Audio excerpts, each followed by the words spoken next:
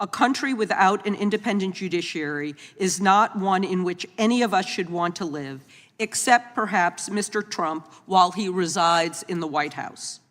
Trump has railed against the federal judiciary for years, as I said in my opening, and especially now that his administration is losing in courts nationwide. Hey folks, welcome back to the channel. If you believe in democracy, constitutional checks and balances, and a government that serves the people, not just billionaires and strongmen, you're in the right place. Today, we need to talk about a powerful moment that happened on the floor of Congress. Representative Deborah from North Carolina laid it down hard on Donald Trump for his repeated, disgraceful attacks on the judiciary and on American citizens. And let me tell you, she didn't miss a beat. Now let's watch the video. Gentlelady from North Carolina, Ms. Ross, for 5 minutes. Thank you, Mr. Speaker, and thank you to the witnesses for being here today. This is an extremely important issue for our country and for the future of our country. But let me be clear before I ask my question. Donald Trump's contempt for the judiciary is not new. He has fought civil cases against him because of real estate deals and people he hasn't paid.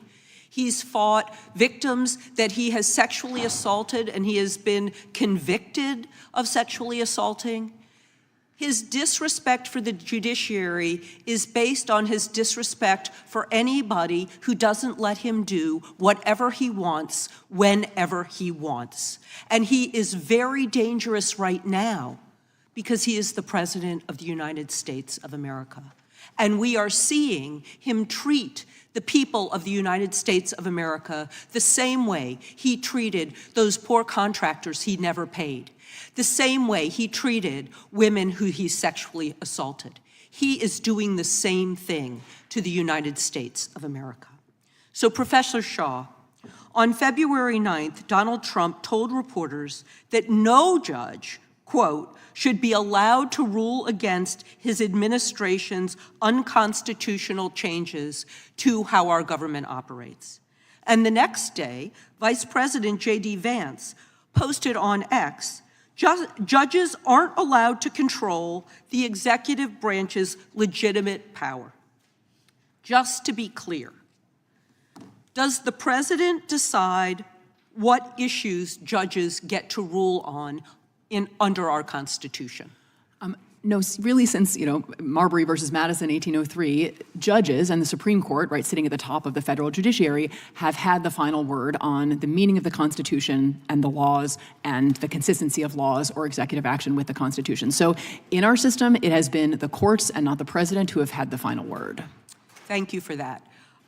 So I am going to quote Fourth Circuit Judge Michael Ludig, who I can testify, no liberal. I had a case in front of him. He was a tough customer in the Fourth Circuit. He was appointed by George H.W. Bush, and he recently noted in an op-ed for the New York Times, quote, "A country without an independent judiciary is not one in which any of us should want to live, except perhaps Mr. Trump while he resides in the White House." Trump has railed against the federal judiciary for years, as I said in my opening, and especially now that his administration is losing in courts nationwide. So, Professor Shaw, what could Congress do to stand up against Trump's attacks on the judiciary to ensure that it remains functioning, independent, and co-equal in our system of governance? Well, I certainly don't think resolutions of impeachment, for no other reason than rulings that members disagree with, are constructive from the perspective of preserving judicial independence. I mean, one thing that I would imagine that bipartisan support could easily rally behind is judicial security, right? We are in a moment in which we have read about the U.S. Marshal Service concern about heightened levels of threats to federal judges. When there was an actual threat against Justice Kavanaugh in 2022 on a bipartisan basis, security for Supreme Court justices was increased. But I'm not sure that we've seen anything to that effect now. So shoring up judicial independence at a moment where, frankly, there are not a lot of other functioning checks on the executive branch is, to my mind, critically important. And maybe that's one way this body could devote itself to doing that. And then going back to the impeachment issue that my colleague from Vermont discussed. If Trump is successful in getting judges impeached in the House, I don't think he would be successful with the final decision in the Senate. Is he allowed to demand that a judicial nominee promise not to rule against him or his administration under his appointment power?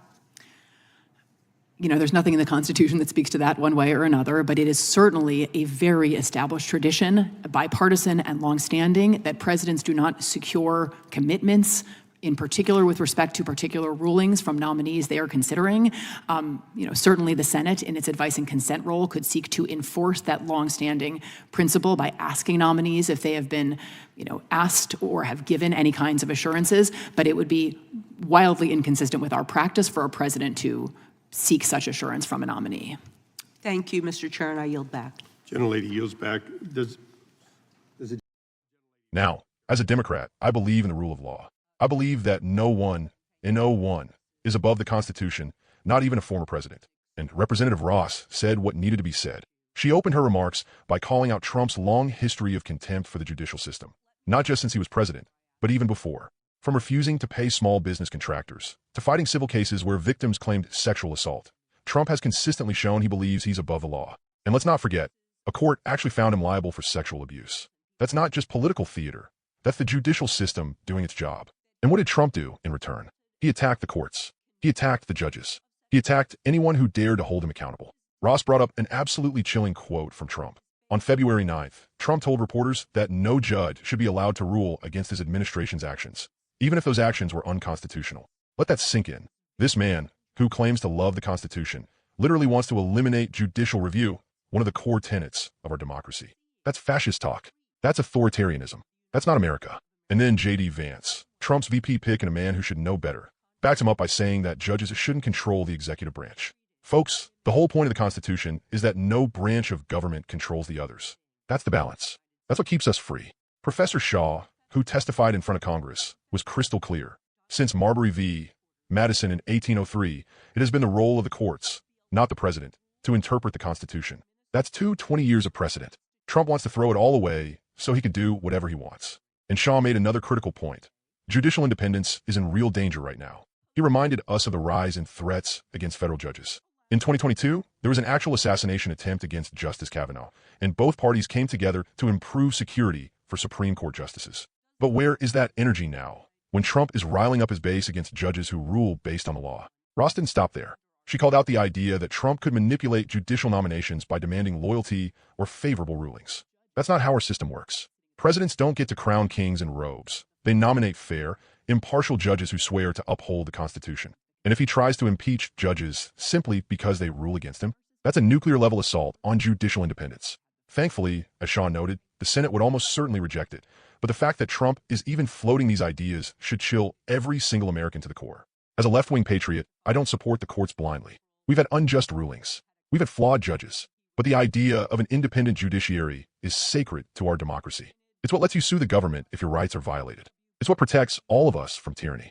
Donald Trump wants to bulldoze that safeguard, just like he bulldozed his contractors, just like he bulldozed truth, justice, and decency for 4 long years. So when Representative Ross said he's treating the people of the United States like the women he assaulted or the contractors he stiffed, she wasn't exaggerating. She was telling the truth that too many people are still afraid to say out loud. It's time to stand up for our courts, for our Constitution, and for basic decency. Let me know in the comments. Do you think Trump's rhetoric is a real threat to democracy? What can we do to protect the judiciary? Don't forget to like, subscribe, and ring that bell if you believe in the rule of law and the future of democracy. And hey, share this with someone who still needs to hear the truth. This is True Voice, and I'll see you next time. Keep fighting for the soul of this country. Patriotism means defending the Constitution, even when it's hard. Especially when it's hard. ***.